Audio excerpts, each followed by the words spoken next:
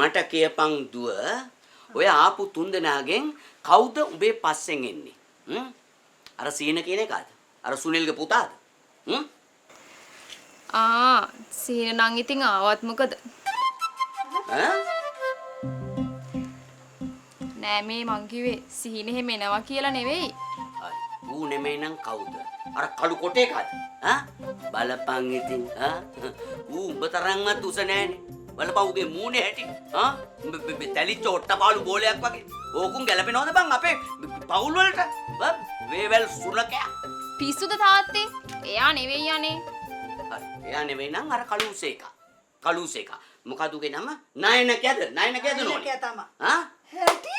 අනේ බං උගේ තාත්තා මේ කුඹුරු කොට කොට ඉන්න ගමන් තොරන් වල කවි කියන එකේ බලන්න උගේ මූණේ හැටි නෝනේ වැඩිපුර රක් කළ පිච්චිච්ච රබානක් වගේ කොතල හිපුතු කළුවා ඕකුන් ගැලපෙනවද බං අපේ පවුල් වලට